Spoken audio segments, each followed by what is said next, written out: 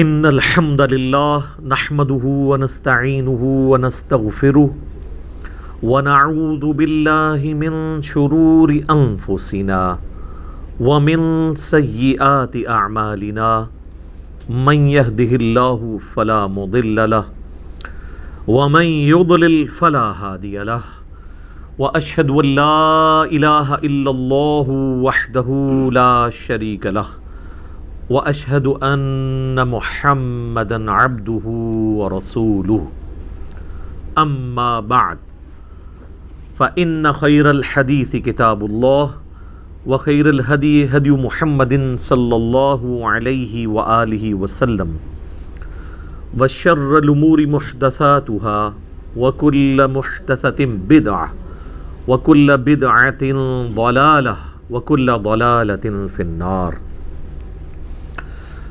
اعوذ باللہ السمیع العلیم من الشیطان الرجیم من ہمزہ ونفخہ ونفثہ بسم اللہ الرحمن الرحیم رب اشرح لی صدری ویسر لی امری واحلل عقدۃ من لسانی یفقہوا قولی.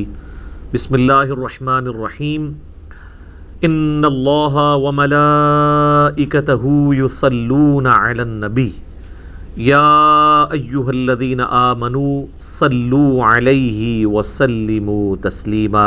اللہم صلی علی محمد وعلی آل محمد کما صلیت علی ابراہیم وعلی آل ابراہیم انک حمید مجید.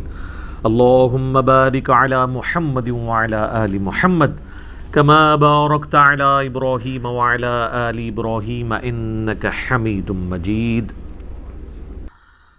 الحمدللہ آج 13 ستمبر 2020 کی قرآن کلاس نمبر 45 کی اسٹوڈیو ریکارڈنگ ہونے جا رہی ہے. آج انشاءاللہ تعالی ہم سورہ آل عمران کی آیت نمبر 26 سے آن ورڈ سٹارٹ کریں گے انشاءاللہ تعالی. قل اللہم مالک الملک، اے نبی عرض کیجئے اللہ کے حضور، اے اللہ تمام ملکوں کے مالک، تمام بادشاہت کے مالک، تؤتی الملک من تشاء، تو جسے چاہے اپنا ملک عطا کر دے. دنیا میں جو کوئی بھی حکمرانی اویل کر رہا ہے نا، پازیٹیولی یا نیگیٹیولی، اللہ تعالیٰ نے اسے دی ہے، اس اعتبار سے کہ اگر اللہ تعالیٰ چاہتا تو اسے چھین لیتا. لہٰذا دنیا میں کسی کو حکمرانی ملنا اس چیز کا ثبوت نہیں ہے کہ اس کے ساتھ اللہ کی تائید ہے.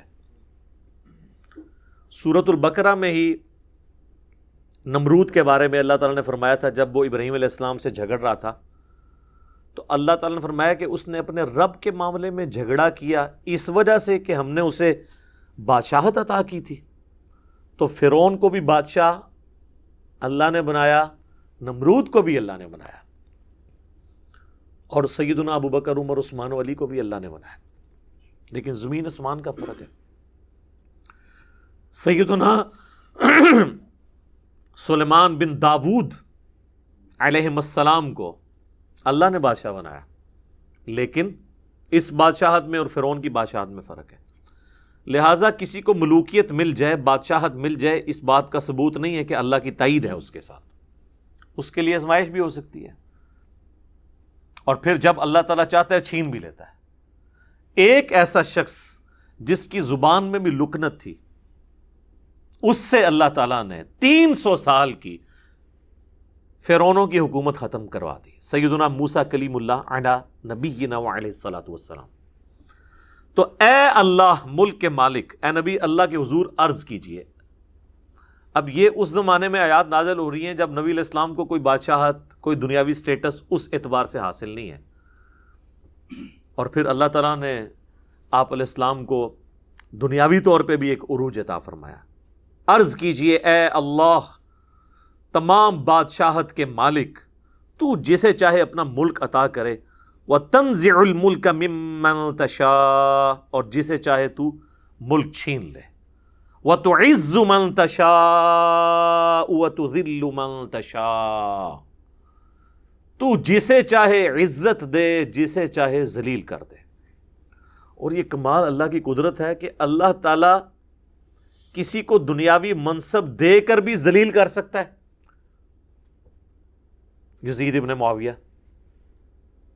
اور کسی سے دنیاوی منصب لے کر اسے محروم کر کے بے سر و سامانی کی حالت میں پورا گھرانہ لٹا کر، دنیاوی طور پہ تو یہ نیگیٹو شمار ہوتی ہیں چیزیں، عزت دے سکتا ہے. حسین ابن علی علیہ السلام. تو عزت اور ذلت کا معیار کسی کو سٹیٹس، دولت، عہدہ حاصل ہونا نہیں ہے، بلکہ اللہ اس کے لیے کیا فیصلہ کرتا ہے. فقر میں بھی عزت مل سکتی ہے، اور دولت اور منصب میں بھی ذلت اور رسوائی مقدر ہو سکتی ہے. میرا خیال ہے ہمارا ملک پاکستان تو اس چیز کی نمائندہ مثال ہے کہ یہاں پہ حکمرانوں نے جو تھوڑی بہت عزت اگر ان کی تھی بھی نا، تو حکمرانی میں آ کے وہ بھی عزت گنوا دی. تو کسی کو سٹیٹس ملنا عزت اور ذلت کی دلیل نہیں ہے. ہاں یہ بھی ہو سکتا ہے کہ اللہ تعالیٰ کسی کو دنیاوی منصب دے اور اس کے ذریعے اس کی عزت میں اضافہ کر دے. سیدنا عمر بن عبدالعزیز کیسے اس ایک ماحول کے اندر، جب کہ ہر طرف گمراہی نے پنجے گاڑے ہوئے ہیں، حکومتیں جو ہیں انہوں نے دین کی تعلیمات کو پامال کیا ہوا ہے، اس میں ایک شخص حکمران بن جاتا ہے حادثاتی طور پہ. آج میرا ٹاپک نہیں، آپ میرا یوٹیوب پہ کلپ دیکھ لیں سیدنا عمر بن عبدالعزیز کے اوپر. صرف 38 سال کی عمر ہوئی ہے ان کی. میری اس وقت 43 ہونے والی ہے. 38 سال کی عمر میں وہ فوت بھی ہو چکے ہوئے تھے اور رہتی دنیا پہ اثرات چھوڑے. 99 ہجری میں خلیفہ بنے اور 101 ہجری میں ان کو زہر دے کر آل امیہ نے ہی شہید کر دیا. لیکن آتی دنیا کے اوپر انہوں نے اثرات چھوڑے ہیں کہ یہ بھی ایک حکومت کا سٹائل ہو سکتا ہے. بیدک الخیر، خیر سارے تیرے ہاتھ میں ہے، تو ہی خیر کا مالک ہے. انک علی کل شیء قدیر، بے شک تو ہر چیز کے اوپر قادر ہے. اچھا، اسی آیت کا ایک ٹکڑا ہے جو ہمیں عربی میں تو یاد ہو یا نہ ہو، پنجابی میں، اردو میں لوگ بول دیتے ہیں وَتُعِزُّ مَن تَشَاءُ وَتُذِلُّ مَن تَشَاءُ. اردو میں بولنے میں تو ٹھیک ہے، لیکن یہ اس کی پروننسیشن یہ نہیں ہے. وَتُعِزُّ مَن تَشَاءُ وَتُذِلُّ مَن تَشَاءُ، کیونکہ یہ بڑی والی مد ہے، یہ مد کھینچنا لازم ہے. اردو میں چل جاتا ہے. تولج اللیل فی النہار، تو داخل کرتا ہے رات کو دن میں. وتولج النہار فی اللیل، اور دن کو داخل کرتا ہے رات میں. اچھا، اس میں بھی اشارہ موجود ہے کہ زمین گول ہے، کیونکہ اس طرح گریجولی داخل ہونا وہ اسی صورت میں ممکن ہے کہ جب کوئی چیز گول بھی ہو اور گھوم بھی رہی ہو. ادروائز ایک موومنٹ میں ود رسپیکٹ ٹو زمین، سورج کی، یہ چیز پاسبل نہیں ہے. اور اللہ تعالیٰ نے اپنی قدرت کی بہت بڑی نشانی کا ذکر، اسی نشانی کا ذکر قرآن میں درجنوں مقامات پہ کیا ہے کہ اللہ ہے جو رات کو لپیٹ کر لاتا ہے دن کے اوپر اور دن کو رات پہ. حتیٰ کہ اللہ تعالیٰ نے فرمایا کہ اگر اللہ تعالیٰ قیامت تک تم پر رات کر دے تو اللہ کے سوا کوئی اور الہ ہے جو تم پہ دن لے آئے، اور اگر وہ قیامت تک کے لیے دن کر دے تو کوئی اور خدا ہے جو تم پر رات لے آئے. اب یہ کہنے کو تو ایک بڑا سمپل سا جملہ ہے، لیکن اس میں قیامت مضمر ہے. یہ تو آج ہمیں سائنس بتاتی ہے نا کہ اگر یہ رات ہی ہو، دن آئے ہی نہ، تو انسانیت ختم ہو جائے گی. نباتات ختم، حیوانات ختم. 2 million species on the face of earth اس وقت ہیں. 2 ملین اسپیشیز ہیں. ایک ایک اسپیشیز کی آگے پھر بلینز میں تعداد ہے. ان کی ساری زندگی ڈیپینڈنٹ ہے سورج کے اوپر. سورج کی روشنی کی وجہ سے ہی پودے فوٹو سنتھسس کے ذریعے اپنی خوراک اگاتے ہیں.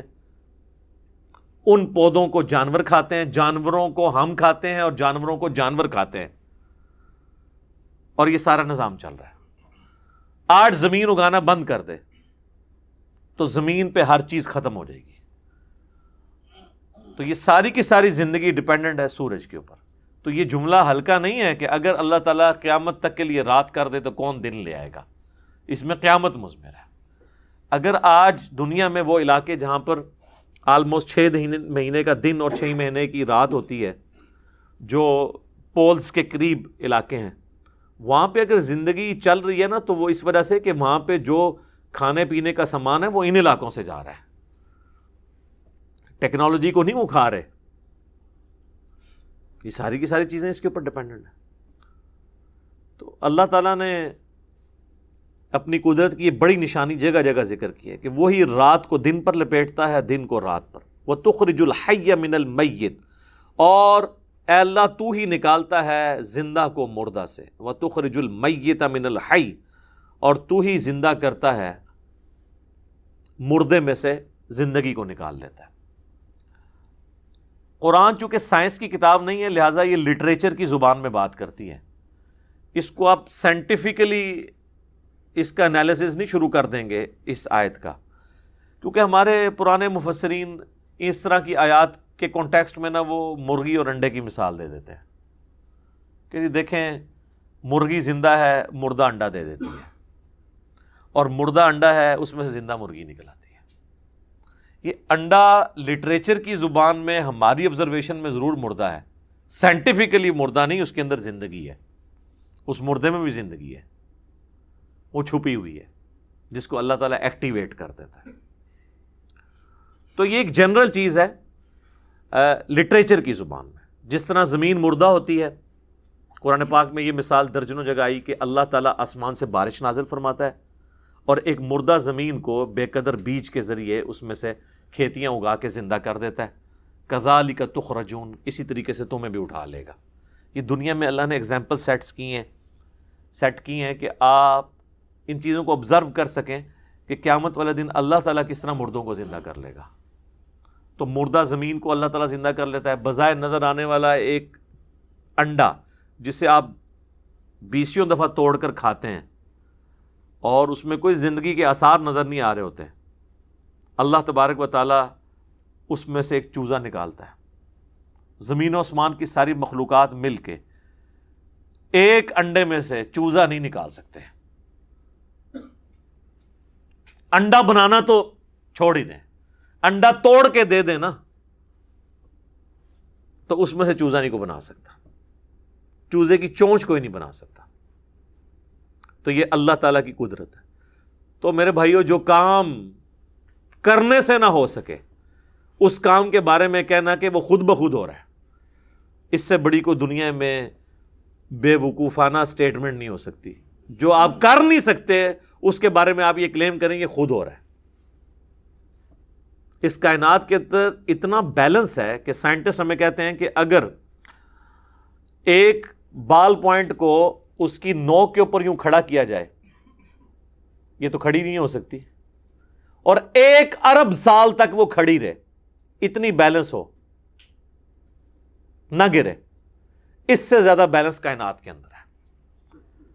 تو یہ کسی کے کرنے سے ہے نا، کسی ڈیوائن سورس کے کرنے سے ہے، اسی کے بارے میں ہم کہتے ہیں God is the only explanation of all the physical phenomena in this universe. خدا ہی وضاحت ہے تمام اس کائنات میں ہونے والے فزیکل فینامنا کے پیچھے، یہ کسی کے کرنے سے ہو رہے ہیں۔ وَتَرْزُقُ مَن تَشَاءُ بِغَيْرِ حساب، اور تو ہی جسے چاہتا ہے بغیر حساب کے رزق عطا فرما دیتا ہے۔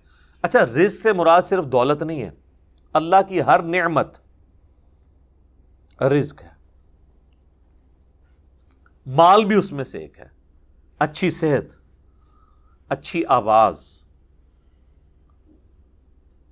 اچھا چہرہ، اچھے اخلاق، یعنی آپ دنیا میں کوئی بھی اچھائی گنے تو وہ رزق کی کیٹیگری میں فال کرتی ہے۔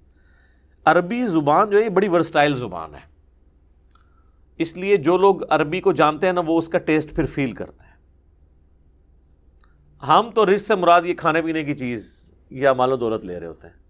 اللہ کی ہر نعمت رزق ہے، اور جسے چاہتا ہے وہ بغیر حساب کے جتنا عطا فرماتا ہے۔ اب یہ کسی کو اللہ تعالیٰ نے زیادہ دے کر ٹیسٹ کیا ہے، کسی کو کم دے کر ٹیسٹ کیا ہے، کسی کو ایک چیز میں اونچا کر کے ٹیسٹ کیا ہے، کسی کو دوسرے میں، کسی سے کوئی نعمت لے کے اسے ٹیسٹ کیا ہے، کسی سے کوئی دوسری نعمت لے کے اسے ٹیسٹ کیا ہے۔ باقی اللہ تعالیٰ سے رزق مانگنا چاہیے۔ سنن ابن ماجہ میں صحیح سند سے حدیث ہے جو ہمارے گرین کارڈ پہ بھی لکھی ہوئی ہے، ام سلمہ ہماری ماں کہتی ہیں ام المؤمنین کہ نبی علیہ السلام فجر کا سلام پھیرنے کے بعد یہ دعا مانگا کرتے تھے، اللہم انی اسألک علما نافعا ورزقا طیبا وعملا متقبلا، اے اللہ میں تجھ سے ایسا علم مانگتا ہوں جو نفع مند ہو، یعنی وہ علم جو ہے لوگوں پہ روب جھاڑنے کا ذریعہ اور مال بٹورنے کا ذریعہ نہ بن جائے، دنیا اور آخرت میں مجھے نفع دے، ورزقا طیبا اور پاکیزہ رزق، وعملا متقبلا، یہ میں وقف کر کے پڑھ رہا ہوں، کانٹینیوس پڑھیں گے تو تنوین کے ساتھ، اللہم انی اسألک علما نافعا ورزقا طیبا وعملا متقبلا، اور ایسا عمل کہ جو تیری بارگاہ میں قبول بھی ہو، یہ نہ ہو کہ عمل کر کر کے تھک جاؤں، اینڈ رزلٹ زیرو، نعوذ باللہ۔ اور دو ہی صورتیں ہو سکتی ہیں اینڈ رزلٹ زیرو ہونے کی، یا تو وہ عمل سنت کے مطابق نہیں ہے، جتنا مرضی زور لگا لیں کوئی اجر نہیں ہے، یا عمل تو سنت کے مطابق تھا کیا غیر اللہ کے لیے، ریاکاری۔ دونوں میں سے ایک پاسبلٹی بھی ہوئی تو عمل فارغ۔ ہاں عقیدے کی درستگی، ایمان کا ہونا وہ تو بنیادی شرط ہے، وہ تو آؤٹ آف کوسچن ہے۔ ایک کوئی مشرک ہے، کافر ہے، اس کو نیک اعمال کا فائدہ آخرت میں نہیں ہوگا، دنیا میں اللہ تعالیٰ ضرور دے دے گا۔ لیکن جو صحیح العقیدہ ہے، مسلمان ہے، اس کے عمل کی قبولیت کے لیے دو شرائط ہیں، رسول اللہ کے طریقے پر ہو صلی اللہ علیہ وآلہ وسلم، اور ریاکاری سے پاک ہو، خدا کی رضا کے لیے ہو، تو وہ قبول ہے، ادروائز وہ ریجیکٹڈ ہے۔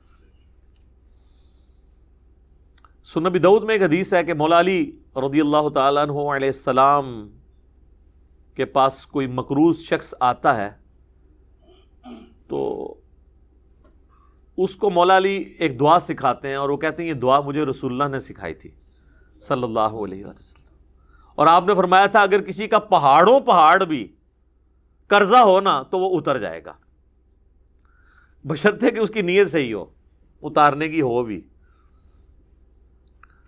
تو اللہم اکفنی بحلالک عن حرامک،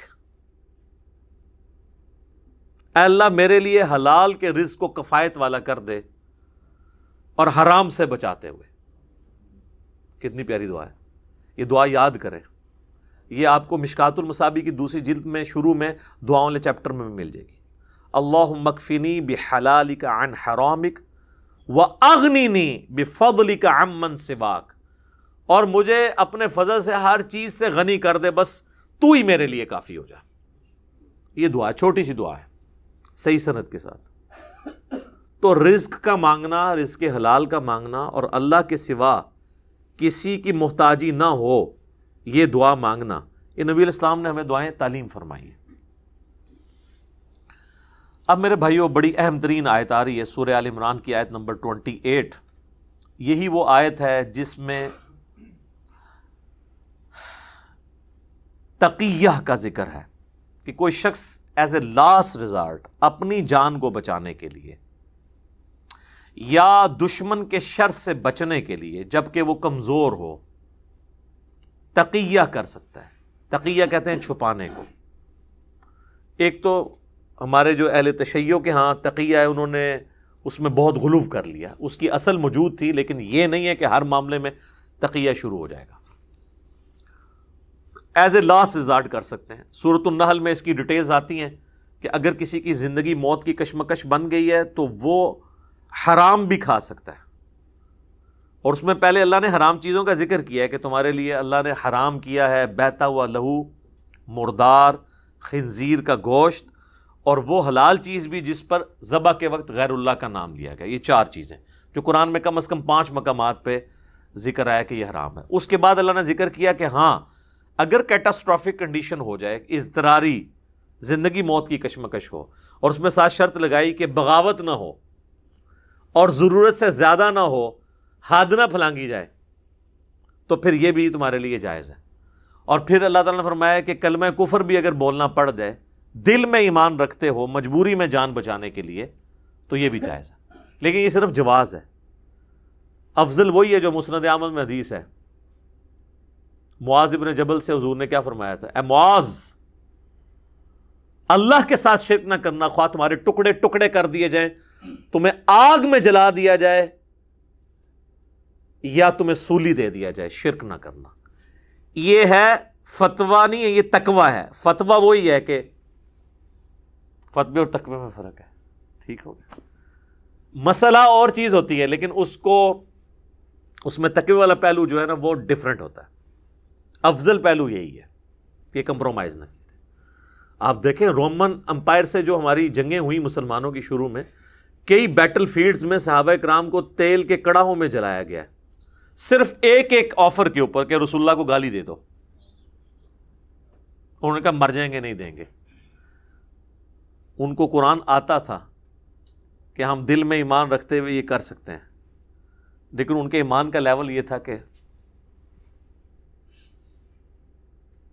جان جاتی ہے تو جائے۔ اسی لیے بخاری اور مسلم دونوں میں حدیث ہے، اس شخص نے ایمان کی حلاوت چکھ لی جس میں 3 نشانیاں ہوں گی۔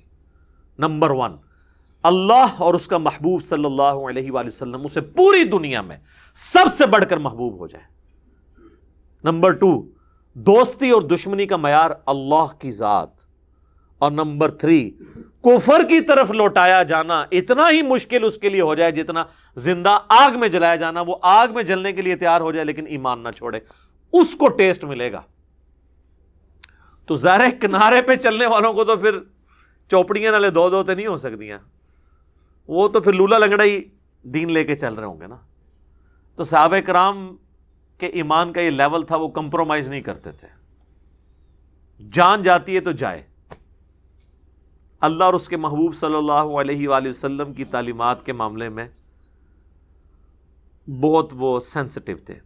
ہم تو خیر انگلی کٹا کے شہیدوں میں نام ہی کر سکتے ہیں، ان لوگوں کے واقعات یاد کر کر کے دل میں سوز و گداز پیدا کر سکتے ہیں، لیکن ریالٹی بہت ٹف ہے میرے بھائیوں، بہت مشکل ہے، یہ بہت مشکل کام ہے۔ قادسیہ اور یرموک کے واقعات سننا تو بہت آسان ہے، عمر سیریز میں وہ جنگوں کو دیکھنا بھی بہت آسان ہے۔ پریکٹیکلی اے سی والے کمرے میں کھڑے ہو کر خشوع و خضوع سے نماز پڑھنا وہ بھی مشکل بنی ہوئی ہے اس امت کے لیے۔ انہوں نے قادسیہ اور یرموک کہاں سے جا کے لڑنی تھی؟ یعنی ہم آج کے مسلمانوں کی بات کر رہے ہیں۔ تو یہ تقیہ کا ذکر یہاں پہ آیا ہے، یہ ہے فتویٰ کہ آپ یہ کر سکتے ہیں، اور ہمارے حکمران، ہمارے ریاستی ادارے اسی کے اوپر چل رہے ہوتے ہیں۔ اگر آپ ان سے بات کریں نا تو وہ بتائیں گے کہ ہم سے زیادہ کوئی محب الوطن نہیں ہے، ہم سے زیادہ کوئی اسلام پسند نہیں ہے، بس ہم نے بھی تقیہ کیا ہوا ہے کافروں کے ساتھ، اور پھر اس میں وہ ہر لمٹ کو کراس بھی کر دیتے ہیں۔ یہ جو تقیہ ہے نا اس قسم کا، یہ جعلی ہے کہ جس میں آپ اس حد تک آگے چلے جائیں کہ آپ اپنے لوگوں کو نقصان پہنچانا شروع کر دیں۔ تقیہ صرف یہ تھا کہ آپ نے کافر کے شر سے اپنے آپ کو، اپنوں کو بچانا ہے۔ یہ تقیہ نہیں ہے کہ آپ نے کافروں کے کہنے پر اپنوں کو مار دینا ہے، یہ تو حرام ہے۔ تو یہ وہ آیت ہے تقیہ کے اوپر، علیحدہ سے میرے یوٹیوب پہ کلپ بھی ہے تقیہ کے اوپر، اور توریہ اور ضرورتاً جھوٹ کب بولا جا سکتا ہے۔ ویسے تو یہ پچھلی دفعہ بھی مجلس میں سوال ریکارڈ ہوا ہے، وہ یوٹیوب پہ اپلوڈڈ ہے، میں نے یہ سارے ایشوز ریزالو کر دیے ہیں۔ یوٹیوب پہ آپ جا کے لکھیں سیدنا ابراہیم علیہ السلام کے 3 جھوٹ، جو ان کے بارے میں ایک واقعہ ملتا ہے بخاری مسلم میں، وہ آپ دیکھ لیجئے گا۔ بعض لوگوں نے اس پہ اعتراض کیا کہ آپ نے پیغمبر کے ساتھ جھوٹ کا لفظ بولا ہے، وہ میں نے نہیں بولا، وہ بخاری مسلم میں لکھا ہوا ہے کہ ابراہیم علیہ السلام نے 3 دفعہ جھوٹ بولا، 2 دفعہ اللہ کے لیے، 1 دفعہ انہیں اپنے معاملے میں بولنا پڑا۔ اور بخاری مسلم میں یہ آتا ہے کہ قیامت والے دن جب باقی نبی اپنی لغزشوں کو یاد کریں گے تو ابراہیم علیہ السلام اپنے ان 3 جھوٹوں کو یاد کریں گے۔ میں نے تو اس کو جسٹیفائی کیا ہے کہ وہ جھوٹ کس کیٹیگری میں فال کرتا تھا کہ اس کے اوپر گرفت نہیں ہو سکتی، اسے توریہ کہا جاتا ہے، اور وہ تقیۃً تھا۔ وہاں پہ بھی میں نے اس آیت کو کوٹ کیا تھا، لا يتخذ المؤمنون الکافرین اولیاء من دون المؤمنین، مت بنائیں اہل ایمان کافروں کو اپنا جگری یار اور دوست مومنین کو چھوڑ کر۔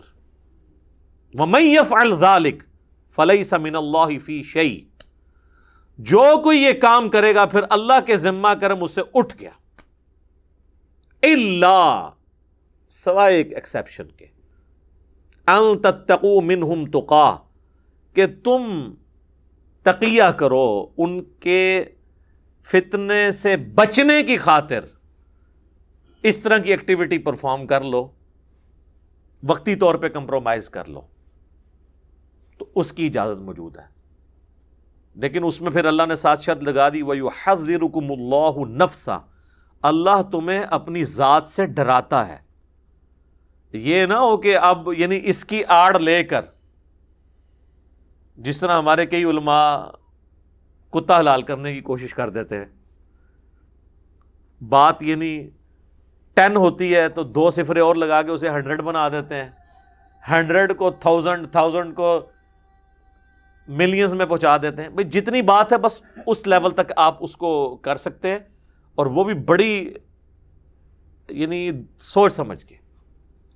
اسی طرح کی چیزوں کا سہارا لے کے پھر کبھی صلح حدیبیہ والے واقعات سنا کے ہمارا جو ایک ایکس ڈکٹیٹر تھا مشرف، پوری قوم کو بت بناتا رہا، اور وہ ناقابل تلافی نقصان پہنچا کے گیا ہے اس نیشن کو، کہ آنے والی ہماری نسلیں بھگتیں گی اس کو۔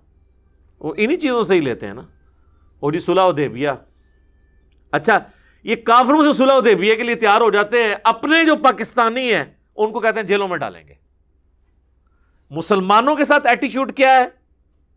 حالانکہ سب سے زیادہ حقدار تو وہ تھے، ان کے ساتھ معاملات کو لے کے ادھر جو ہے وہ دشمنی اور غصہ عروج پہ ہوتا ہے، اور کافروں کے ساتھ پینگے بڑھا رہے ہوتے ہیں۔ وہاں بڑی بڑی چیزوں کو ٹالریٹ کر لیتے ہیں، اپنوں کی چھوٹی چھوٹی بات کو ٹالریٹ کرنے کے لیے تیار نہیں ہوتے۔ یہ چیزیں پھر شو کرتی ہیں کہ سب کے سب انہوں نے لبادے اڑے ہوئے ہیں۔ ہمارے مذہبی طبقے کا بھی یہی حال ہے، یہ صرف ریاستی اداروں یا پولیٹیشنز کا حال نہیں ہے، مذہبی طبقے کا بھی یہی حال ہے۔ اونٹ نگل جاتے ہیں، چھوٹے چھوٹے مچھر چھان رہے ہوتے ہیں، چھوٹی چھوٹی باتوں کے اوپر لڑ رہے ہوتے ہیں۔ تو اللہ تعالیٰ ہمارا ہے کہ پھر تمہیں اللہ تعالیٰ ڈراتا ہے اپنی جان سے، یعنی اللہ تعالیٰ اپنے آپ سے، وَإِلَى اللَّهِ الْمَصِيرُ، اور تمہیں لوٹ کے اللہ کی طرف جانا ہے۔ سر سب سے بڑی دھمکی جو ہے نا اللہ کی طرف سے وہ یہی ہے کہ تجھے میرے پاس آنا ہے۔ ناس کے جائیں گا کتے؟ آنا میرے کول ہے۔ یقین کریں اگر کوئی شخص اللہ سے بھاگ سکتا نا، پھر تو اتنی مشکل زندگی گزارنے کی ضرورت نہیں تھی۔ میرا ایک یوٹیوب پہ کلپ بھی ہے، اللہ ہماری ضرورت کیوں ہے؟ اللہ ضرورت ہماری اس لیے ہے کہ ہمیں موت آ جاتی ہے۔ اللہ ہماری ضرورت اس لیے ہے کہ ہم پہ مشکل وقت آ جاتا ہے۔ اگر ہمیں موت نہ آئے اور مشکل وقت نہ آئے، اللہ ہماری ضرورت نہیں ہے، لیکن اللہ نے یہ ہمارے ساتھ اٹیچ کر دیا۔ مشکل وقت میں ہر چیز ہے، بڑھاپا، بیماری، پریشانی، رزق کی تنگی، یہ ہر چیز آپ نکال دیں، کسی کو کہا جائے کہ یہ کچھ نہیں ہوگا اور موت بھی نہیں آئے گی، تو سر اس کی تو جنت ادھر ہی ہے۔ دنیا میں جنت کے تمام ذرائع موجود ہیں، چاہے پروٹوٹائپ کے طور پہ ہیں، اس کو ہم امیجن نہیں کر سکتے، لیکن دنیا بھی اللہ نے اتنی حسین بنائی ہے کہ اگر انسان کی اکاؤنٹیبلٹی نہ ہونی ہو، اس کو موت نہ آنی ہو، اور اس سے یہ نعمتوں کا زوال نہ ہو، تو اللہ اس کی ضرورت نہیں ہے۔ اور سر جنت میں آپ کو اللہ تعالیٰ نے یہ جاتے ہی پہلی خوشخبری یہی سنانی ہے۔ بخاری مسلم میں حدیث ہے، جب جنتی جنت میں داخل ہوں گے تو اللہ کی طرف سے ایک ندا کرنے والا ندا کرے گا، جنتیوں تمہیں مبارک ہو، آج کے بعد تمہیں موت نہیں آئے گی، آج کے بعد تم بوڑھے نہیں ہوگے، ہمیشہ 30 سال کے جوان ہی رہوگے، آج کے بعد تمہیں کوئی تکلیف نہیں آئے گی، اور چوتھی چیز، آج کے بعد تم سے کبھی خدا ناراض نہیں ہوگا۔ یعنی جنت میں کوئی ایسا کام ہے ہی نہیں ہے جس سے خدا ناراض ہو، یعنی جو بھی آپ کریں، چونکہ شریعت کی پابندیاں یہیں پہ ہیں، جنت میں تو نہیں ہے۔ اچھا مجھے بتائیں، جنت میں جو بندہ پہنچے اسے موت بھی نہ آئے، وہ بوڑھا بھی نہ ہو، وہ بیمار بھی نہ ہو، اور اس پہ ترا یہ کہ اللہ اس سے ناراض بھی نہ ہو کسی کام پہ، اور اس سے بھی بڑھ کر یہ کہ اللہ تعالیٰ اسے یہ کوالٹی دے دے کہ جو وہ خواہش کرے وہ چیز اسے مل جائے، تو یہ ساری کی ساری کوالٹیز نا خدا کی ہیں۔ خدا کو موت نہیں، خدا کو زوال نہیں، اللہ کو کسی کام کو کرنے کے لیے کوئی تردد نہیں کرنا پڑتا. تو یہ ساری کوالٹیز، اس لیے دیکھیں انسان کے اندر اللہ نے ایک چھوٹا سا خدا چھپا ہوا رکھا ہوا ہے خواہش میں، وہ کبھی فرعون کی شکل میں ظاہر بھی ہو جاتا ہے، لیکن اس پہ پابندی لگائی ہے کہ دنیا خواہشات کی تکمیل کی جگہ نہیں ہے، وہ آخرت ہے. وہاں آپ کو منی خدا والا سٹیٹس ملے گا. وہ خالق اور مخلوق کا فرق اپنی جگہ ہے، اس کو آپ کوئی توحید اور شرک کا مسئلہ نہ بنا لے. یہ میں ایک یعنی وہ پڑھی لکھی بات کر رہا ہوں. وہ ہمارے ایک ڈائریکٹر صاحب تھے، وہ ریٹائر ہو گئے ہیں. وہ اکثر وہ کوئی مشکل بات کرتے تھے، کہتے سر کلا میں پڑھا لکھا بندہ کدھر جاواں یار. تو میں بھی کلا پڑھا لکھا بندہ کدھر جاواں، یہ بات سمجھانے کے لیے، ایسے کوئی توحید شرک کا مسئلہ نہ بنائے کہ ہر انسان جو جنت میں پہنچنے میں کامیاب ہو گیا، اسے اللہ تعالیٰ اپنے ساتھ خدائی میں اس حوالے سے شریک کر لے گا، خالق اور مخلوق میں نہیں، نہ شرک والا معاملہ، کہ جو خدائی صفات ہیں نا وہ انسان کو مل جائیں گی. اس لیے دیکھیں انسانیت میں 0.00000 جتنے مرضی زیرو لگائیں، اینڈ پہ جا کے 1 اتنے % لوگوں نے جنت میں جانا ہے. بہت کم لوگوں نے، لیکن وہ سارے ٹیسٹڈ لوگ ہیں اللہ کے کہ ہاں یہ ڈیزرو کرتے ہیں کہ انہیں جنت میں رکھا جائے ہمیشہ کے لیے. تو بیسیکلی یہ ساری کائنات اور یہ سارا سسٹم اللہ نے بنایا ہے اپنی جنت کو آباد کرنے کے لیے، لیکن اس کے لیے ٹیسٹ کے لیے یہ ہمیں امتحان گاہ دی ہے.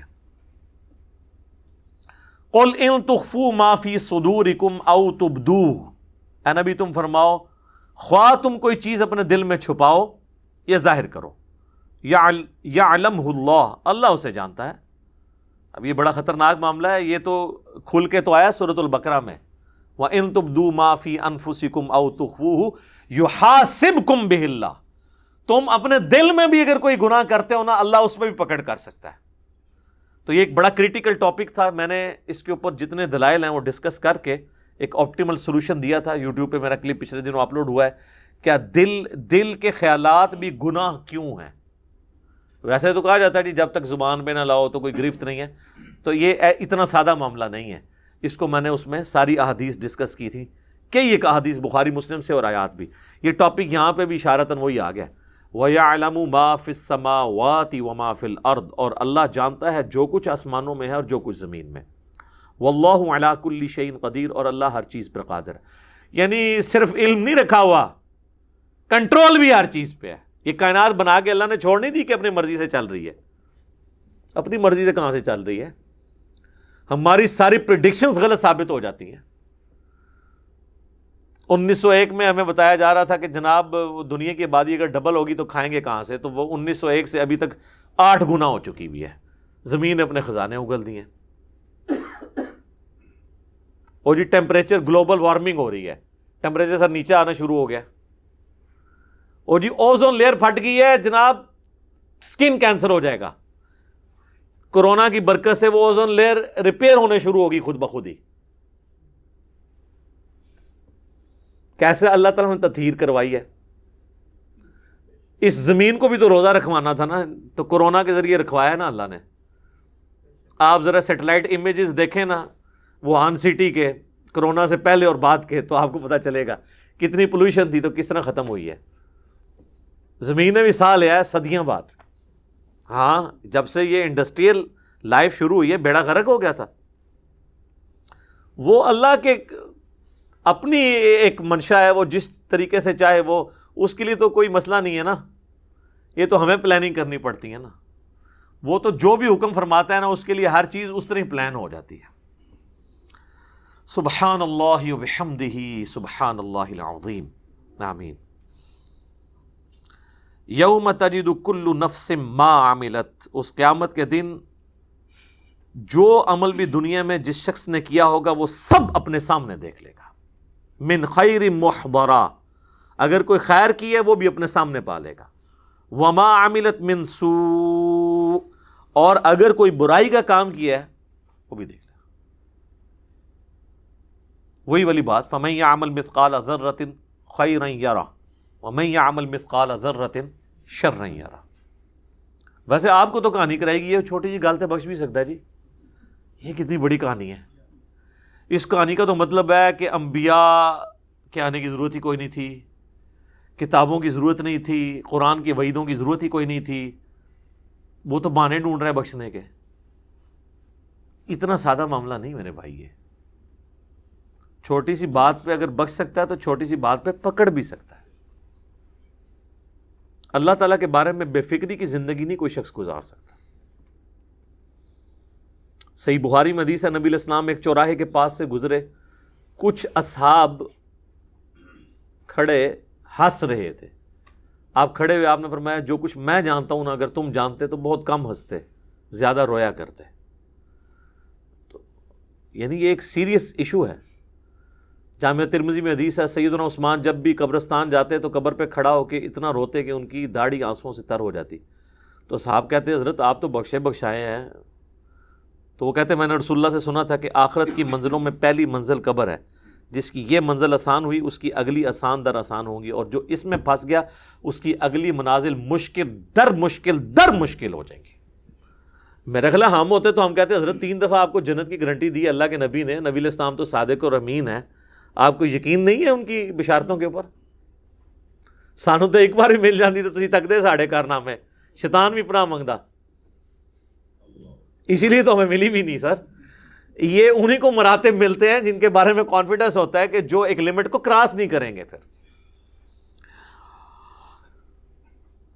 تودوا لو ان بینہا و بینہ امدا بعیدا، اس دن یہ حالت ہوگی کہ انسان تمنا کرے گا کہ کاش اس دن اور اس کے درمیان ایک بہت بڑی مدت حائل ہو جاتی، یعنی یہ دن آ نہ جاتا، یہ ٹل ہی جاتا کسی صورت. کیونکہ دنیا میں تو اس نے یہی تمنا کی ہوئی تھی نا کہ اے جہاں میٹھا اگلا کس نے ڈٹھا، یہ بس یہاں سے آپ مٹھائی اویل کریں، آگے آئے گی تو دیکھی جائے گی. یہاں بھی لوگ کہتے ہیں دیکھی جائے گی انشاءاللہ. تو اللہ تعالیٰ ہمارے وہاں پھر یہ کہے گا کاش یہ دن نہ آتا میرے اور اس دن میں ایک لمبی مدت حائل ہو جاتی. وَيُحَذِّرُكُمُ اللَّهُ نَفْسَهُ، پھر وہی بات ریپیٹ ہوئی، اللہ تعالیٰ تمہیں اپنی جان سے ڈراتا ہے، ڈر جاؤ. وَاللَّهُ رَؤُوفٌ بِالْعِبَادِ، اللہ تعالیٰ اپنے بندوں پر مہربان ہے. اچھا ہو سکتا ہے آپ لوگ یہ مطلب لے رہے ہوں کہ خیر ہے کم چک کے رکھو، میں اینڈ تے معافی کر دینا. یہ رؤوف بالعباد کا مطلب نہیں. یہ اللہ تعالیٰ نے یہاں اپنی صفت کا ذکر کیا کہ اللہ اپنے بندوں پہ مہربان ہے کہ آنے سے پہلے ہی پیپر آؤٹ کر رہا ہے. یہاں اس کا مطلب یہ ہے، ورنہ تو وہ اس کانٹیکس میں بیٹھتا ہی نہیں ہے کہ ایک طرف دھمکی لگائی جا رہی ہے، دھمکی کے اینڈ پہ کہا جائے اگر کوئی باپ بھی اپنے بیٹے کو سمجھائے کسی سخت معاملے میں اور اینڈ پہ کہے میں معاف کرنے والا ہوں، تو وہ ایک جملے کو پکڑ کے وہ پوری دھمکیاں 0 سے ملٹیپلائی ہوں گی. یہ ساری دھمکیاں جو پیچھے چل رہی ہیں یہ 0 سے ملٹیپلائی ہو جائیں گی اس ایک جملے سے نہیں. بیسیکلی اللہ طرف ہمارا ہے میں اپنے بندوں پر مہربان ہوں کہ میں اس مشکل وقت آنے سے پہلے اپنے پیغمبروں کے ذریعے اپنی کتابوں کے ذریعے تو میں ڈرا رہا ہوں کہ اس کی تیاری کر لو، پیپر آؤٹ کر دی ہے. یہ میری مہربانی ہے. اور دوسرا یہ بھی میسج ہے کہ اگر تم نے انسانوں والی زندگی گزاری پیغمبروں کی اطاعت کے ساتھ تو پھر میں اپنے بندوں پہ مہربان ہوں. میں کوئی فنیٹک نہیں ہوں کہ مجھے کسی کو عذاب دے کر مزہ آتا ہے، جس طرح کہ وہ یونان کے دیوتاؤں کے بارے میں تھا نا کہ وہ خون مانگتے ہیں، تو کبھی کوئی وہ لڑکی ذبح کر کے اس کے آگے پھینک دیتے تھے، کبھی کوئی کتا ذبح کر کے. ان کا تو خدا کا کانسیپٹ یہ تھا نا خدا خون مانگتا ہے.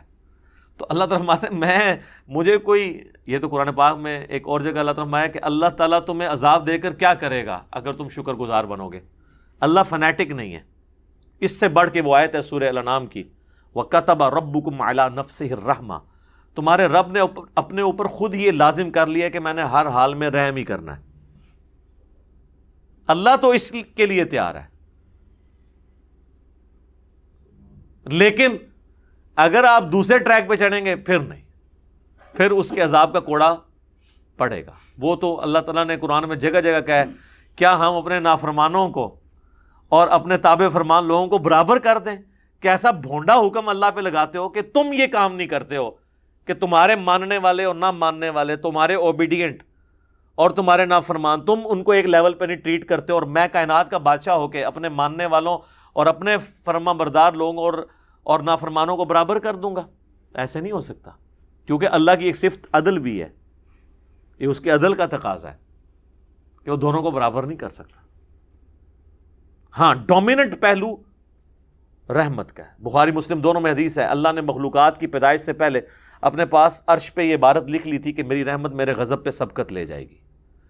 یہ اس کائنات کے لیے سب سے بڑی اگر کوئی خوشخبری ہے نا تو خدا کا یہ اپنے اوپر لازم کرنا ہے کہ میری رحمت میرے غضب پہ سبقت لے جانے والی ہے۔ یہ بیلنس بھی ہوتی تو بیڑا غرق۔ وہ قرآن میں سورہ فاطر کے اینڈ پہ ہے کہ اگر اللہ تعالیٰ لوگوں کو ان کی خطاؤں پہ پکڑتا تو زمین پہ چلنے پھرنے والا کوئی زیرو بھی نہ باقی بچتا۔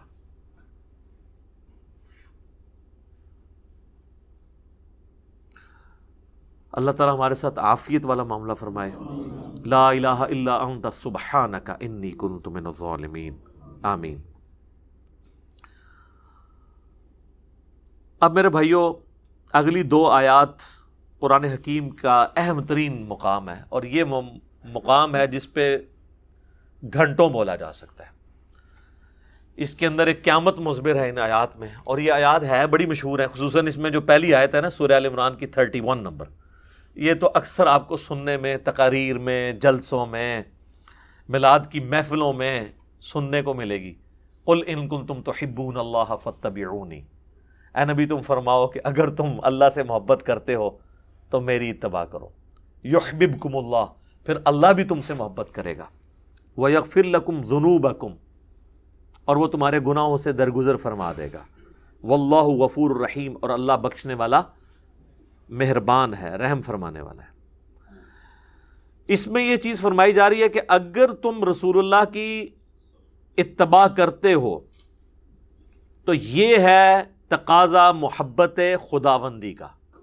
بیسیکلی یہ یہودیوں کے کانٹیکسٹ میں نازل ہوئی، وہ کہتے تھے ہم خدا کو مانتے ہیں، خدا کے چہیتے ہیں، خدا سے محبت کرتے ہیں، تو نبی علیہ السلام کے ذریعے یہ بات کروائی دی کہ ان سے فرماؤ کہ قل ان کنتم تحبون اللہ، اگر تم کہتے ہو نا تم اللہ سے محبت کرتے ہو، فاتبعونی، پھر وقت کے پیغمبر کی پیروی کرنی پڑے گی۔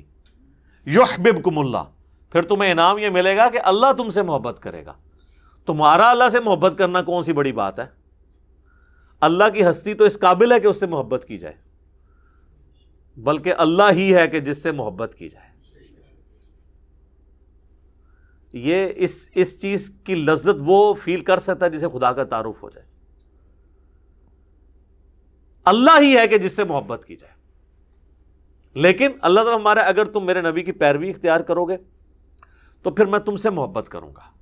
یہ بڑی ڈگری ہے، کیونکہ یہی تو اصل ڈگری ہے۔ ہم سب کہتے ہیں غلامی رسول میں موت بھی قبول ہے، مزہ تو تب ہے جب رسول اللہ کہتے ہیں کہ ہاں میں بھی اس سے محبت کرتا ہوں، اور اسی کو آپ billions and trillions time multiply کر لیں تو خدا کا سٹیٹس پھر بھی نہیں ہو سکتا اس سے جو محبت ہونی چاہیے۔ والذین آمنوا اشد حبا للہ، اہل ایمان وہ ہیں جو شدید ترین محبت اللہ سے رکھتے ہیں۔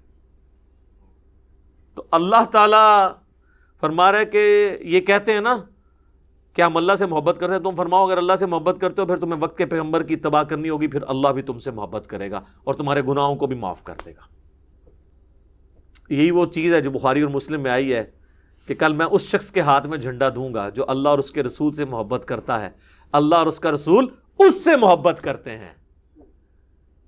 اور صحابہ کہتے ہیں کہ ہمیں پوری رات نیند نہیں آئی کہ یہ ڈگری کس کو ملنے والی ہے کہ اللہ اور اس کا رسول اسے محبت کرتے ہیں۔ ویسے تو پہلی ڈگری بھی بہت بڑی ہے، یعنی ہم دعویٰ تو کرتے ہیں ہم اللہ اور اس کے رسول سے محبت کرتے ہیں، میرے پاس اس محبت کا کوئی سرٹیفکیٹ ہے کہ اللہ مان لے کہ ہاں یہ مجھ سے محبت کرتا ہے، یہ کوئی چھوٹی بات ہے؟ اور اس سے بڑی بات ہے کہ اللہ کے ہاں میں بھی محبت کرتا ہوں، اس میں تو پہلی ڈگری آپ کو پہلے ہی مل جائے گی کہ اگر اللہ کہتا ہے میں تم سے محبت کرتا ہوں تو امپلائڈ ہے کہ محبت اسی لیے کر رہا ہے کہ میں بھی اس کو رسپانس کر رہا ہوں، اس سے محبت کر رہا ہوں۔ صحابہ کہتے ہیں ہم پوری رات سوئے نہیں، صبح نبی علیہ السلام نے مولا علی کو بلایا، انہیں آشوب چشم تھا، آپ نے مبارک لعاب ان کی آنکھوں میں لگایا، اپنے مبارک ہاتھوں سے زرہ باندھ کے روانہ کیا، اللہ نے فتح دے دی۔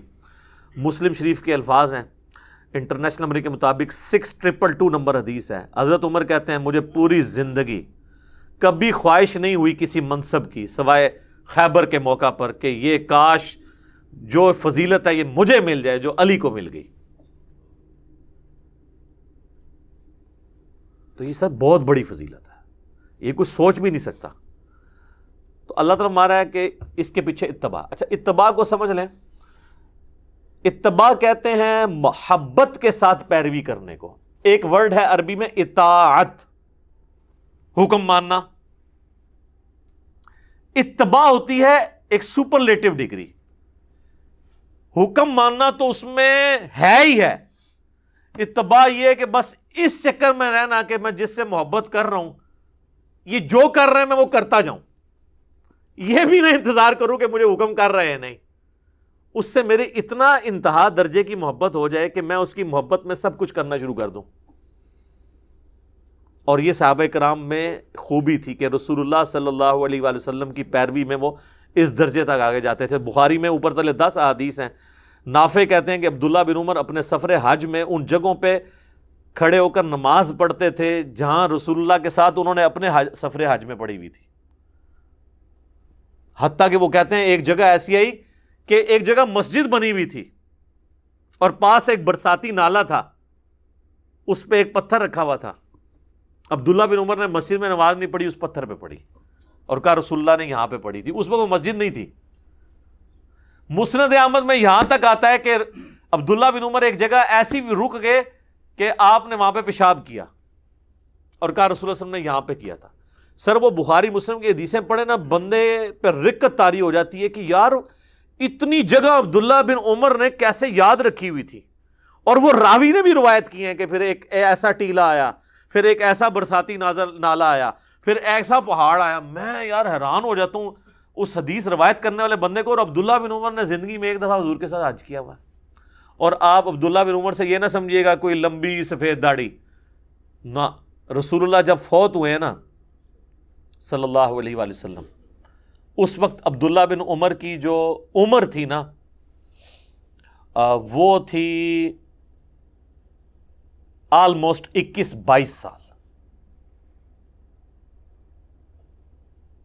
غزوہ احد کے موقع پر کہتے ہیں میں بدر میں مجھے پیش کیا گیا تو میں 14 سال کا تھا, حضور نے مجھے جنگ میں نہیں جانے دیا. احد میں 15 کا ہوا تو حضور نے اجازت دی. احد ہوئی ہے 3 ہجری میں, 3 ہجری میں وہ 15 سال کے تھے, تو آلموسٹ 7 سال اور کر لیں کیونکہ 11 کے شروع میں حضور فوت ہو گئے, تو 15 اور 7 22 سال کیا عمر ہوتی ہے. اور یہ 22 سال اس وقت جب حضور فوت ہو گئے, حج انہوں نے کیا ہے 20-21 سال کی عمر میں, ایک ایک چیز یاد رکھی ہوئی ہے. یہ ہے اتباع, محبت پلس اطاعت, اس کو کہتے ہیں اتباع. اس پہ بخاری مسلم میں حدیث نہیں, حضرت عثمان وضو کرتے ہیں اور مسکرانا شروع کر دیتے ہیں. ساتھی پوچھتے ہیں یہ کیا حضرت؟ کہا حضور نے بھی ایک دفعہ اس طرح وضو کیا تھا تو مسکرا پڑے تھے, تو میں نے حضور سے بھی پوچھا تھا آپ کیوں مسکرائے؟ تو پھر آپ نے فرمایا کہ جب کوئی شخص وضو کرتا ہے, چہرہ دھوتا ہے, اس کے چہرے کے گناہ معاف ہوتے ہیں, ہاتھ دھوتا ہے تو ہاتھوں کے گناہ, مسا کرتا ہے تو سر کے گناہ, پاؤں جب دھوتا ہے تو حتیٰ کہ پاؤں کے ناخنوں کے گناہ بھی دھل جاتے ہیں. تو اس پہ حضور خوش ہو رہے تھے کہ یہ فضیلت وضو والے کو ملتی ہے. تو اس پہ نبی علیہ السلام مسکرائے تھے, تو میں بھی حضور علیہ السلام کی اس ادا کو ادا کر رہا ہوں. یہ ہے, یہ اس کو کہتے ہیں اتباع. یہ وہ چیزیں جو obligatory نہیں ہیں, صرف محبت کے تقاضے ہیں. یعنی ہمیں تو کہیں نہیں کہا گیا کہ وضو کا ایک رکن یہ بھی ہے کہ آپ نے وضو کر کے مسکرانا ہے, لیکن یہ محبت کی فیلڈ ہے. لہذا یہ جو ایکسٹریم رویہ پایا جاتا ہے نا اہل حدیث کے ہاں, کہ وہ اس چیز کے اوپر, یا ایون دیوبند کے ہاں بھی, کہ وہ کہتے ہیں جی اصل چیز جو ہے نا وہ نبی علیہ السلام کے حکم کی پیروی ہے, اور وہ اس پہ اتنا زور دیتے ہیں کہ محبت والا ایلیمنٹ وہ بیک فٹ پہ کر دیتے ہیں. یہ ایکسٹریم رویہ ہے. اس کے اگینسٹ جو بریلوی اور شیعہ صرف محبت کے راگ لاپتے رہتے ہیں, اور کرتوت انہوں نے کوئی ایک بھی کام پیغمبر والا نہیں کرنا ہوتا, اور وہ کہتے ہیں جی بس محبت ہوگی تو باقی کسی چیز کی ضرورت ہی نہیں ہے. وہ دوسری ایکسٹریم ہے. اسی لیے اللہ نے لفظ اتباع کا استعمال کیا ہے, محبت پلس اطاعت. سکی محبت نہیں تو سکے صرف گیٹ اپ اڈاپٹ نہیں کرنا. انتہا درجے کی عقیدت بھی, جس کے آپ کو نمونے نظر آتے ہیں نا, بخاری میں نہیں آتا صلح حدیبیہ کے موقع پر نبی علیہ السلام جب وضو کر رہے ہیں, صحابہ آپ کے وضو کا پانی نہیں نیچے گرنے دے رہے, ٹھیک ہے, اپنے جسم پہ مل رہے ہیں, حتیٰ کہ کسی کو نہیں ملتا وہ دوسرے سے لے کے مل لیتا ہے.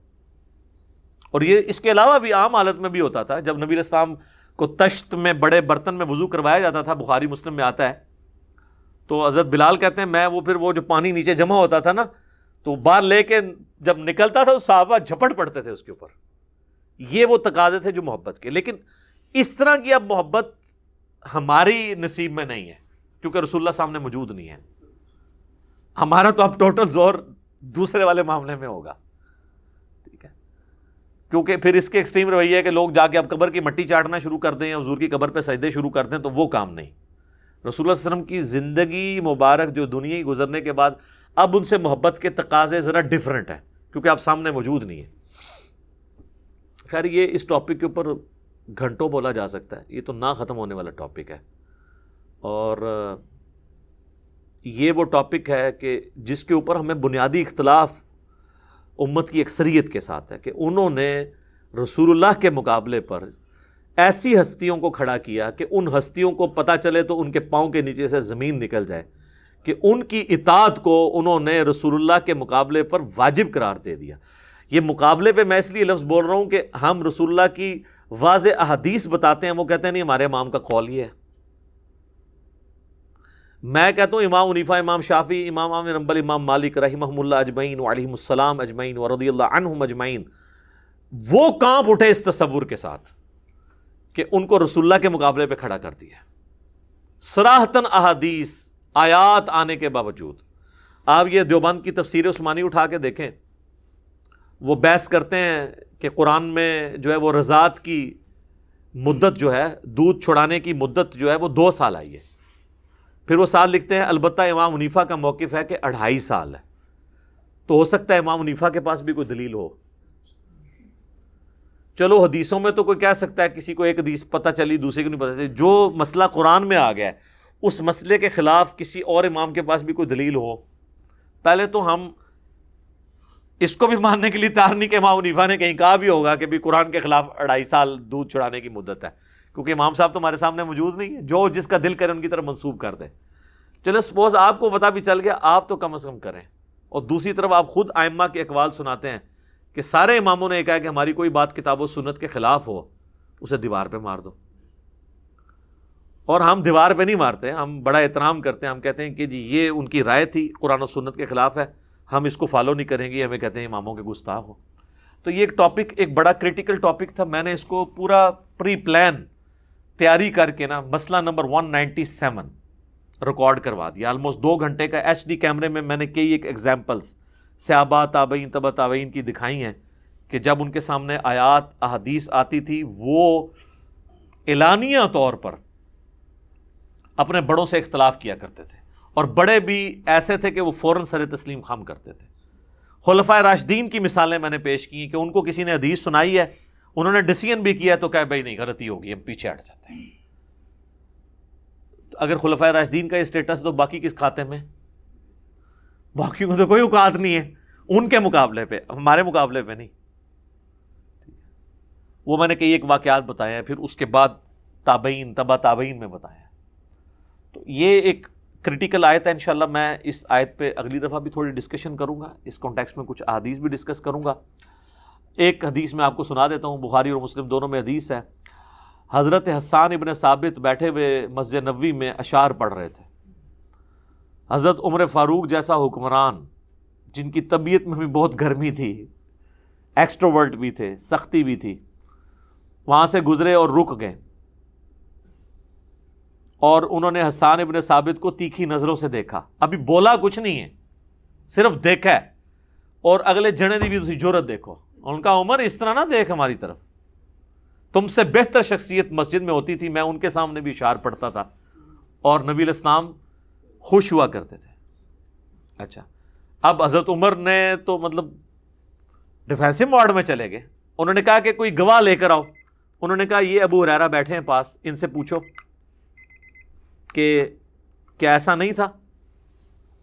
حضرت ابو ہریرہ کہتے ہیں امیر المومنین ایسا ہی تھا, بلکہ رسول اللہ تو فرمایا کرتے تھے اے اللہ روح قدس کے ذریعے حسان کی مدد فرما, جس طرح حضرت عیسیٰ کی تو نے مدد کی تھی نا جبرائیل کے ساتھ.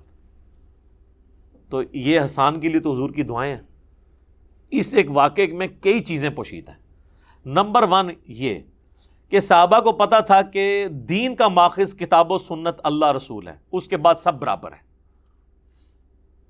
آپ تو امام، اکابرین، علماء اور بزرگوں کو آپ نے منی خدا بنایا ہوا ہے. یہ سارے تو حضرت عمر کی جوتیوں کی خاک بھی نہیں ہے. ایک صحابہ کو یہ چیز ہے. دوسری طرف حضرت عمر جیسی بڑی شخصیت کو بھی کلیئر تھا کہ اگرچہ میرے بارے میں حدیث ہے علیکم بسنتی و سنت الخلفاء الراشدین، لیکن میرے لیے بھی اوپن لائسنس نہیں ہے. جہاں میں بھی ڈیویٹ ہوں گا پھر میری سنت نہیں مانی جائے گی، رسول اللہ کی بات مانی جائے گی. یہ بڑی بات ہے نا. تیسرا، اختلاف رائے کو گستاخی نہیں سمجھا جاتا تھا. علمی طریقے سے آپ اختلاف کریں، اگلا بندہ ایکسپٹ کر لیتا تھا کہ یار بات جینون کی ہے، اس نے مجھ سے غلطی ہوئی ہے، وہ بیک فٹ پہ چلے جاتا تھا. چوتھا، یہ جو آج کل بعض منکرین حدیث نے یہ ایک پنگا کھڑا کیا ہوا ہے کہ جی حضرت ابو ہریرہ جو ہے وہ حدیثیں گھڑا کرتے تھے، حضرت عمر نے ان کے اوپر پابندی لگا دی تھی، حضرت عمر کے سامنے ابو ہریرہ کی کریڈیبلٹی نہیں تھی. تو یہ بخاری مسلم دونوں میں حدیث ہے جو بتا رہی ہے کہ حضرت عمر کے نزدیک حضرت ابو ہریرہ ایک کریڈیبل پرسنالٹی تھے، تبھی تو ان کی حدیث قبول کیا انہوں نے. ورنہ تو کہتے ہیں یار یہ تو مطلب بیٹھ کے حدیثیں گھڑتا رہتا ہے، اس کی تو مجھے تم مثال پیش کرو، کوئی اور بندہ لے کے آؤ. یہ ضرور ہے کہ حضرت ابو ہریرہ رضی اللہ تعالیٰ عنہ اور حضرت عمر کا اختلاف ہو گیا تھا، اور اس میں میری اپنی ذاتی رائے ہے کہ حضرت عمر کی طرف سے زیادتی ہوئی ان کے ساتھ، وہ نہیں ہونی چاہیے تھی. تو وہ ایک واقعہ اس طرح کا جس کی وجہ سے وہ ان کو جو گورنر بنا کے بھیجا تھا، تو ان کے وہاں پہ اللہ نے برکت دے دی. تو حضرت عمر آپ کو پتا ڈسپلن کے سخت تھے. انہوں نے کہا کہ تو جب گیا تھا تیرے پاس اتنی بکریاں تھیں، اتنی بکریاں کہاں سے آ گئی ہیں، لگتا ہے خرد برد کی ہے. تو وہ پیٹتے رہے کہ بھئی اللہ نے مجھے دی ہیں. یہ تو آج بھی آپ کسی فارم ہاؤس میں چلے جائیں، ذرا پوچھیں نا 5 بکریوں اللہ تعالیٰ برکت ڈالے تو 2 سالوں میں کہاں سے کہاں وہ پہنچتی ہیں. لیکن حضرت عمر جو ہے وہ ذرا اسٹرکٹ تھے، تو اس کی وجہ سے تھوڑا سا ان پہ سختی بھی کر دی. تو وہ بعض اوقات سختی جو ہے نا وہ کسی بیٹر کاز کے لیے کی جا رہی ہوتی ہے، لیکن وہ پھر لوگ اس کو نیگیٹیولی بھی لے لیتے ہیں.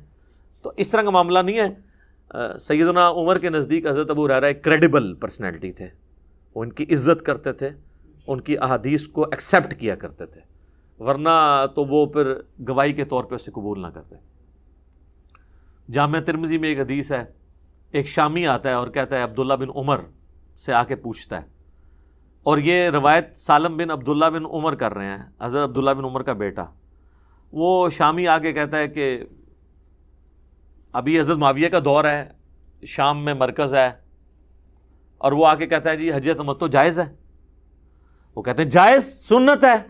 سنت اس اعتبار سے کہ رسول اللہ نے اسے جاری کیا، اگرچہ خود آپ کو مجبوراً قران کرنا پڑا، لیکن آپ نے تمتع کو مشروع فرمایا اور بہتر فرمایا، کیونکہ آپ قربانی کا جانور گھر سے لے آئے تھے. تو قرآن میں آیت نازل ہوئی کہ جو قربانی کا جانور گھر سے لے آیا نا، اب وہ احرام نہیں کھول سکتا. باقی صحابہ کو آپ نے کھلوایا، حتیٰ کہ بخاری مسلم ہے جس نے حج تمتع نہیں کیا، آپ نے فرمایا یہ نافرمانی کر رہے ہیں رسول اللہ کی، آپ نے خود ان کے لیے اتنے.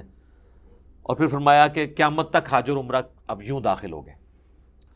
تو عبداللہ بن عمر سے اس نے کہا کہ آپ کے والد تو حضرت عمر تو منع کیا کرتے تھے حج تمتع سے. تو عبداللہ بن عمر نے فرمایا کہ یہ بتاؤ کہ اگر کسی معاملے میں میرا باپ کوئی ڈیسیژن کرے اور رسول اللہ اس چیز کو جاری فرمائے ہوئے ہوں، تو کیا میرے باپ کی بات مانی جائے گی کہ اللہ کے نبی کی؟ تو کہنے لگا اللہ کے نبی کی. تو آپ نے فرمایا کہ اللہ کے نبی نے حج تمتع کا ہمیں حکم دیا تھا. یہ تھا سر سٹیٹس. باپ بھی ہے، خلیفہ راشد بھی ہے، محبت بھی ہے، عقیدت بھی ہے، سٹیٹس بھی ہے، لیکن اللہ اور اس کا رسول ٹاپ پرائورٹی. یہ وہ ایشو ہے جس کے وجہ سے ہم سمجھتے ہیں کہ تقلید کو واجب کر کے امت کو مصیبت میں ڈالنا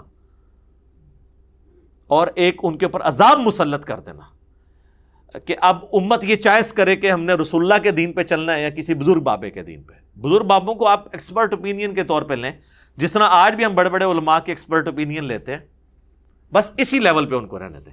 ان کی کلی پیروی، آنکھیں بند کر کے اطاعت کرنا، یہ ان کو سٹیٹس نہیں دیا جا سکتا. اور اس کے کانٹیکسٹ میں اسی آیت کو کوٹ کیا جاتا ہے، قل ان کنتم تحبون اللہ فاتبعونی یحببکم اللہ. اور یہ آیت اسپیسیفکلی یہودیوں کے بارے میں نازل ہوئی ہے، لیکن ہمارے بریلوی بھائی میلاد کے جلسوں میں یہ آیت پڑھتے ہیں، لہٰذا ان کی وہ ڈاکٹرین ختم ہوگی کہ جو یہودیوں کے بارے میں آیات ہیں مسلمانوں پہ نہیں آپ فٹ کر سکتے. تو وہ ہمیں ہی سنا رہے ہوتے ہیں نا. تو ہم یہ کہتے ہیں قرآن کی آیات آفاقی ہیں، جسے فٹ اسے گفٹ. اس پہ میرا مسئلہ وہ نمبر 154 بھی ریکارڈڈ ہے. سبحانک اللہم و بحمدک اشہد ان لا الہ الا انت استغفرک و اتوب الیک وما علینا الا البلاغ المبین. جزاکم اللہ خیر.